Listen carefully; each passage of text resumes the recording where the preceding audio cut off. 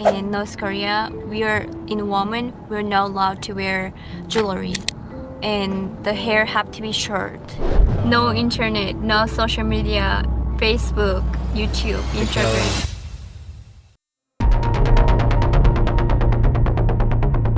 উত্তর কোরিয়ার সরকার Kim Jong উন যে কতটা ভয়ঙ্কর তা আমরা প্রত্যেকেই কম বেশি জানি, কিন্তু তার এই ভয়াবহতার শুধুমাত্র একটাই কারণ, তার কিছু ভয়ঙ্কর নিয়ম। উত্তর কোরিয়ার ঠিক এরকমই 5টি ভয়ঙ্কর নিয়ম সম্পর্কে আজকে আমাদের ভিডিওতে জানবো, যা আমার আপনার মতন সাধারণ মানুষকে মৃত্যুর দিকে পর্যন্ত ঠেলে দিতে পারে।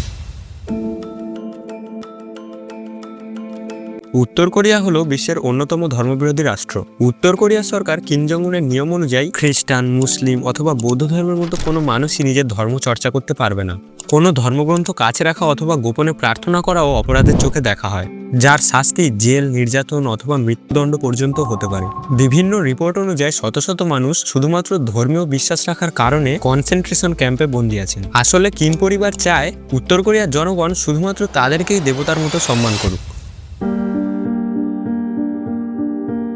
উত্তর কোরিয়ার জনগণ কোনো বিদেশি বিনোদনও উপভোগ করতে পারে না। বিশেষ করে দক্ষিণ কোরিয়ার নাটক, হলিউড সিনেমা বা বিদেশি গান প্রভৃতি দেখা ও শোনা দেশদ্রোহী কাজ হিসেবে গণ্য করা হয়। এমনকি যদি কেউ ক্যাসেট বা ইউএসবির দ্বারা কিছু দেখা শোনার চেষ্টাও করে, তবে তাকে ধরতে পারলে 5 থেকে 15 বছরের জেল অথবা কখনো কখনো মৃত্যুদণ্ড পর্যন্তও দেওয়া হয়ে থাকে। কারণ ওখানকার সরকার কিম জং উন চায় না দেশের জনগণ বাইরের বিশ্বের বাস্তবতাকে জানুক।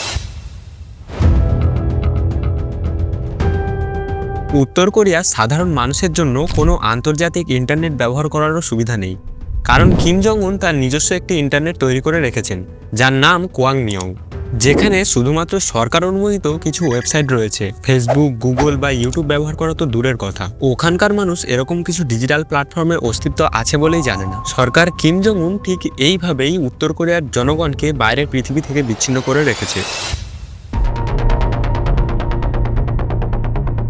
উত্তর কোরিয়ার কোনো মানুষই নিজের ইচ্ছামতো চুল কাটতে অথবা পোশাক পরতে পারে না, কারণ ওখানকার সরকারই নির্ধারণ করেন যে একজন মানুষের চুল কেমন কাটা হবে এবং তাকে কেমন পোশাক পরতে হবে। নর্থ কোরিয়ায় কিম জং উনের অনুমোদিত মাত্র 18টি হেয়ারস্টাইল ছেলে ও মেয়েদের জন্য আলাদা আলাদা করে রয়েছে। তাছাড়া ছেলেরা বেশি চুল বড় করতেও পারবে না, আর মেয়েদের ক্ষেত্রে jeans, short dress, nail polish এগুলো পরাও প্রায় নিষিদ্ধ। উত্তর কোরিয়ার শাসকের বিরুদ্ধে অর্থাৎ কিম জং উনের পরিবারের বিরুদ্ধে কথা বলা বা সমালোচনা করাও ঘোরতর অপরাধ হিসেবে গণ্য করা হয়।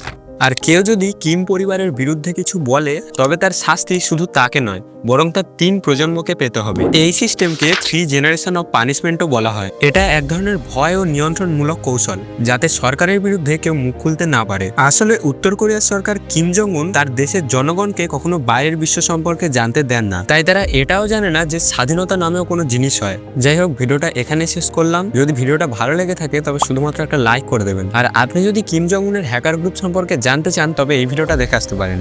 আর হ্যাঁ, আপনার সাথে দেখা হবে ওখানেই।